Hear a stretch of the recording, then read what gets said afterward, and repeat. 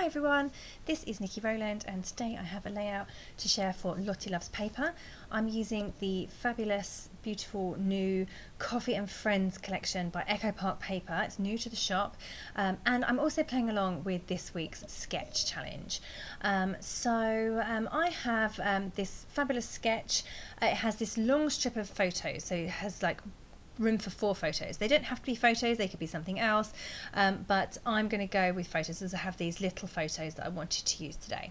I've got the 4 little photos, but I've also got another photo as well, like a larger one. So I'm just going to adapt the sketch slightly to include my extra photo. You can see on the sketch that down the right hand side of the page there is a strip of perhaps pattern paper. So I am going to use 2 strips of pattern paper on this side. I've torn a larger strip of the floral paper from the Coffee and Friends collection, and then I've torn a smaller strip of the black and white check, I'm just going to layer those on top of each other and stick those to the right hand side of the the page, because I'm looking at a screen. That's how that's going to work. I'm just going to attach those there. So I've torn the edges, I've also distressed them slightly with scissors, and then I'm going to just I've raised it on foam pads as well, so that between the 2 layers there's a bit of dimension, and then I'm just extra kind of roughing up the edges as well, folding them up a bit more to give extra dimension as well. So that is the starting point to my layout really, now I need to put those 4 photos that I've got into a photo strip. So I've decided to use a piece of pink cardstock, just a piece that I had in my stash, and I'm literally sticking the photos to this strip here, and I'm going to trim that down so I have one long piece that I can move around. So rather than trying to stick the 4 photos onto my layout individually, they're all mounted onto this piece of cardstock, and then that way they're very, very easy to move around and arrange. So that is my photo strip sorted, which is good. I had to print my photos in black and white because the colours in these photos were really bright and just totally didn't go with the papers. So the main photo is in colour, but the 4 little photos are in black and white. So that's a good tip if you ever have a photo that the colours are a bit crazy and just don't suit any papers. I don't think there would have been any collection in the world that would have suited the colours in those photos. Then just turn them to black and white, and then you're all sorted. Okay, so you can see that I'm arranging my photos now. So I've got my big photo strip on the right, and I want that to go over the layer a little bit. Then I've got my other photos, not smaller, it's the main photo, to the left of the photo strip, and I'm going to have that kind of sticking out at an angle, and then I'm just looking at where I'm going to put my clusters. So on the sketch there's lots of stars, as have most of the sketches, but I'm going to replace those for flowers, I'm going to have a cluster over on the right hand side, and then I want a cluster over on the left as well, but my photo is in the way, my other photo is in the way, so I'm going to have to adapt things slightly, but that's fine. I'm okay with that. So these photos, and the title that I've got there, you can see, is a Bramble Fox perspective. It says Team GoGo, for those of you who don't know me that well, I co-run GoGo Getaway retreats, these photos are of my wonderful team. We had a very tough year in 2020, of course, as did lots and lots of people, but in terms of retreats, of course, they couldn't happen, so we had to change them to virtual. So it was a very interesting adaptation that we did, and we have continued to do ever since the pandemic hit. Anyway, but our girls were wonderful. They rallied around, they worked super hard for us, and never any complaints or moans or anything. They did everything that we asked them to do and more, and were just totally wonderful. So if any of my GoGo girls are listening, girls, you're wonderful, thank you so very much. So what we did was we held a virtual party after all of our events were done for 2020. We got together online and had a virtual cake party, and we sent everybody some brownies, and we also sent them a box of custom designed GoGo Getaway themed perspectives from Bramble Fox. They received those and the brownies, and then we all scrapped together, did a little challenge, all scrapped together for a couple of hours in the afternoon, and it was just fun and wonderful, and that was just for us to say thank you to all of them for all their hard work over that really, really tough year. So that's the story behind the photos, and how come I've got a perspective that says Team GoGo. But this collection, the Coffee and Friends collection, was completely perfect to use for these photos, because of course we were all drinking coffee and having cake. So it was, we called it a cake party. What a perfect collection to scrapbook this event that I really wanted to get scrapped. I hadn't done it to date, so it was back in November time.